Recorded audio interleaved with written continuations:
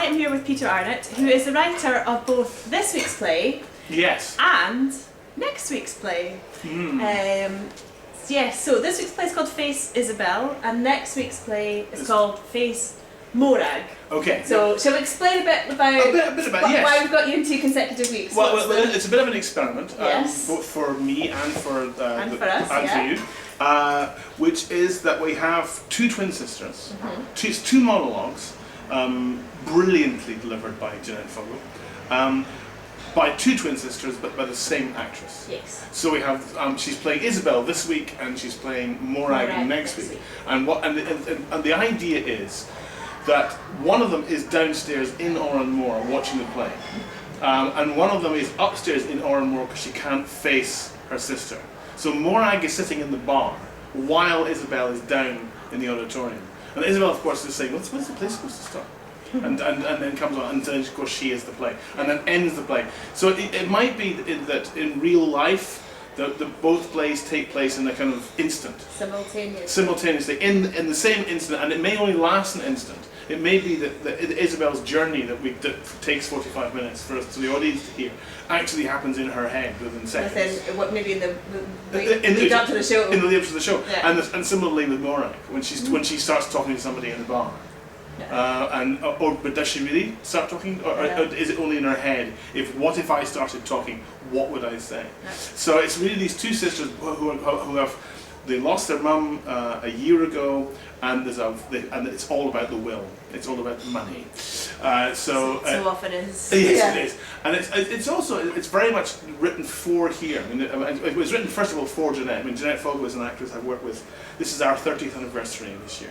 Congratulations! Thank you. Wow. Thank you. What a brilliant way to celebrate well, we thought we would. We would just do something that I would write something especially for her, and it is a bit like writing something for a great, because she's a wonderful actress. She's wonderful, and she's wonderful in this. Oh, yet to see next week's, which is one. Yeah, so she is. It was amazing. It was amazing. Brought the space alive. So it was good.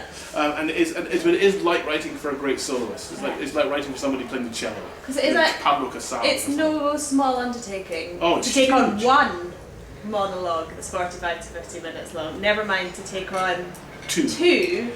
And to play them week after week, and for them to be related to each other. It's essentially doing and again, in some ways, you can imagine, for example, you could do it maybe as a double bill with one in the first half, one in the second half.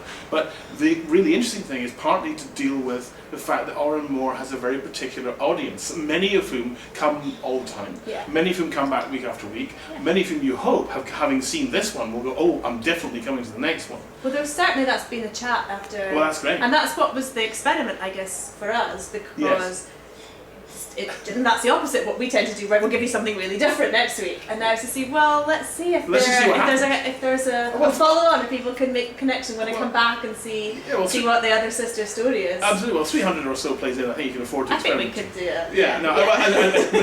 But it's. I mean, it is. It's a very, very different thing, and hopefully it'll work. Because again, the fact that when Jeanette is 60, the characters that she's playing are 60.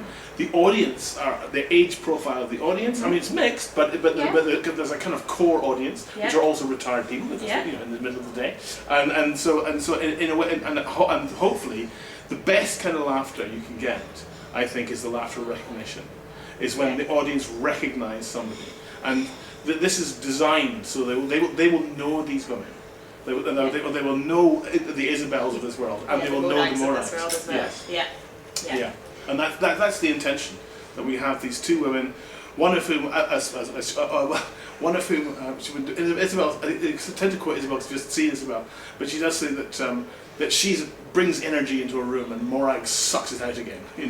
That's basically what happens. And they have these 2 sisters, one of whom is very positive, and one of whom it's Isabel. Seemingly positive. Exactly. I mean, it's interesting that we've been talking about these things. Both of these sisters, I mean, as we all are, all our biographies contain things that stay with us, and Isabel is quite profoundly damaged by some things that have happened to her.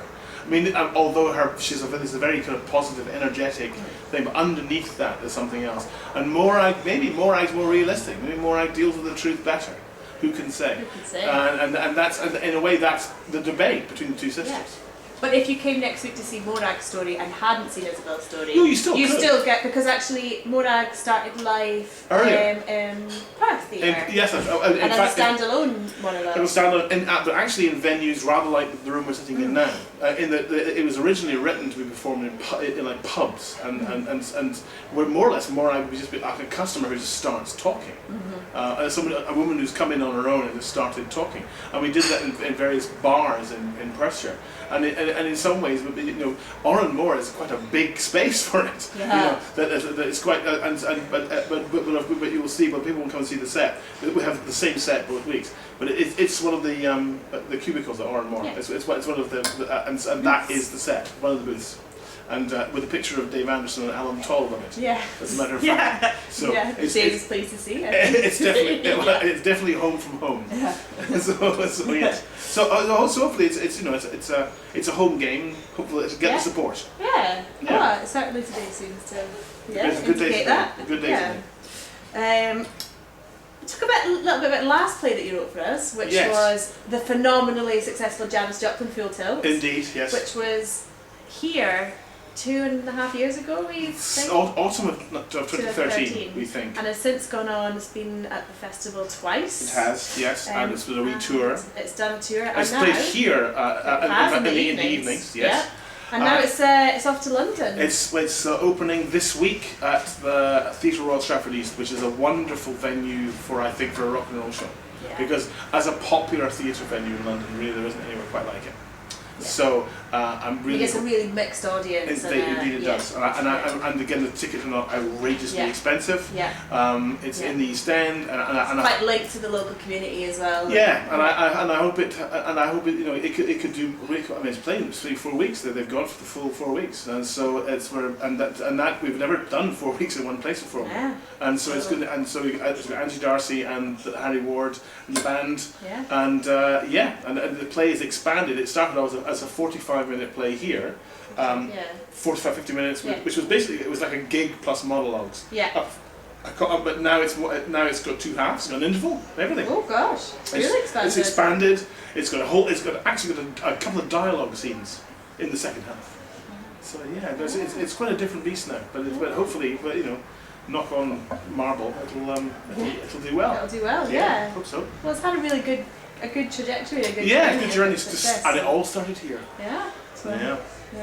What else are you up to at the moment? I'm writing. You've got your first novels out. Yes, everyone go out and buy it. It's called Moon Country. It's very funny. It's very good. And it's that's out. And that came out late last year, and it's doing all right. I'm doing I Write with it, and the Edinburgh Book Festival as well. Oh, great! So you know, it's getting on. Yeah. It's a totally new world to me. So it's all kind of. I don't know. Is that good? Or is that bad? I don't know. With the sales and all that stuff. So, but no one gets rich writing novels. Apart from J.K. Rowling, I've discovered she's the only one I want at a time. And that's coming from writing plays. So. Yeah, writing plays is bad enough. Writing novels is worse. But however, having said that, I'm thinking about the second novel is happening. And so is I'm writing a play for the Tron. Brilliant.